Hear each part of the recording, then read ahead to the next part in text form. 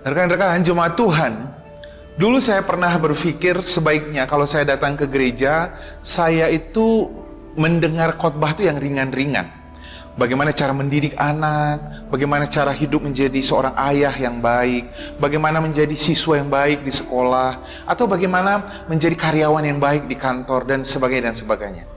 Nggak ada yang salah sih dengan hal ini, sampai satu kali saya mendengar satu khotbah yang bercerita tentang Yohanes 14 ayat 12. Ayat itu bercerita, barang siapa yang percaya kepadaku, dia akan melakukan apa yang aku lakukan, bahkan lebih besar. Wow, itu mind blowing bagi saya. Lalu saya mulai berpikir, apa yang dilakukan Yesus ketika ada di dunia ini?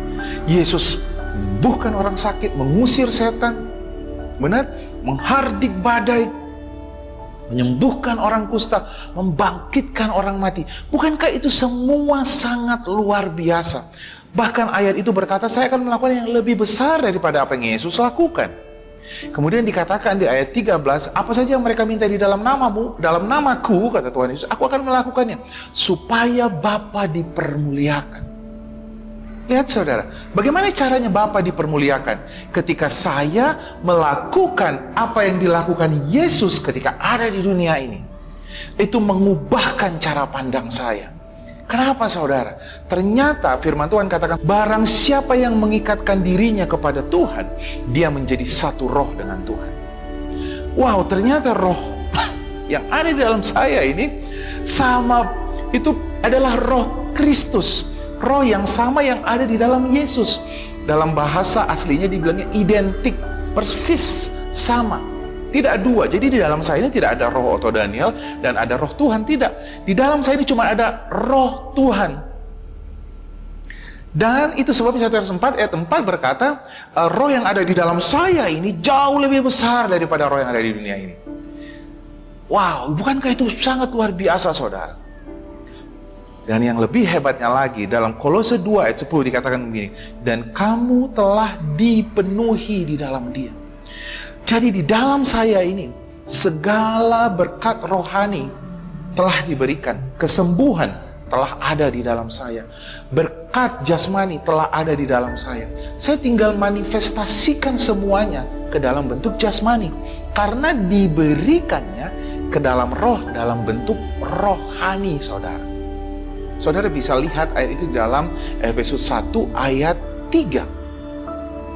Saya akan memanifestasikan semuanya itu ke dalam bentuk jasmani. Bagaimana caranya saudara? Apa yang harus saya lakukan? Persis seperti apa yang dilakukan Yesus. Bagaimana dia memberkati 3.000 orang, 4.000 orang yang membutuhkan makanan. Dia mengucap syukur, menengadah ke langit dan mengucapkan doa, terima kasih Tuhan. Berkat ini akan memberi makan semua orang. Lihat saudara, apa yang dilakukan Tuhan Yesus ketika dia mau membayar pajak dan berkata, pergi memancing, kailmu akan kena ke ikan dan di dalam mulut ikan itu akan ada koin dan bayar pajak kita. Lihat apa yang dilakukan saudara. Mulailah mengucapkan firman Tuhan itu. Berfirmanlah. Ucapkanlah firman Tuhan itu. Karena semua yang meluap dari dalam hati kita, keluar dari mulut kita, itu keluar dari dalam roh kita. Ucapkan saudara. Ucapkan firman Tuhan itu. Lalu yang kedua, apa yang harus kita lakukan? Saudaraku, kau harus percaya. Percaya itu beda dengan iman. Iman itu adalah kata bendanya. Percaya itu adalah kerjanya. Apa yang harus kita lakukan? Kalau kamu percaya, kamu sudah diberkati. Firman Tuhan katakan, 2 Korintus 9 ayat 10, dia memberikan roti untuk kau makan dan benih untuk kau tabur. Kalau kau percaya, kau mulai menaburkan benihnya. Kau tidak diberkati karena kau menaburkan benihnya. Tidak. Kau diberkati karena Yesus rela menjadi miskin supaya kita yang miskin menjadi kaya. Tapi ketika kau menaburkan benihnya, itu adalah tanda kau percaya. Kau menaburkan benihnya. Sama seperti orang yang lumpuh itu, ketika Tuhan berkata, angkatlah tilammu. Kalau dia nggak percaya, dia akan diam saja. Tapi kata Tuhan, angkatlah tilammu. Karena dia percaya, dia mulai bangkit dan terjadilah kesembuhan. Kalau kamu percaya, kamu telah diberkati. Karena janji firman Tuhan itu, dia telah memberkati engkau 2000 tahun yang lalu. Kalau kamu percaya, taburkanlah benihnya. Dan lihatlah, benih itu akan berlipat kali ganda di dalam hidupmu. it will come back to you. Kau akan melihat pekerjaanmu, kau akan melihat bisnismu, kau akan melihat tingkap-tingkap langit terbuka. Mulailah memberikan persepuluhanmu, mulailah memberikan berkat-berkatmu, taburkan benihnya. Lihatlah mukjizat terjadi di dalam hidup. Tuhan memberkati kau.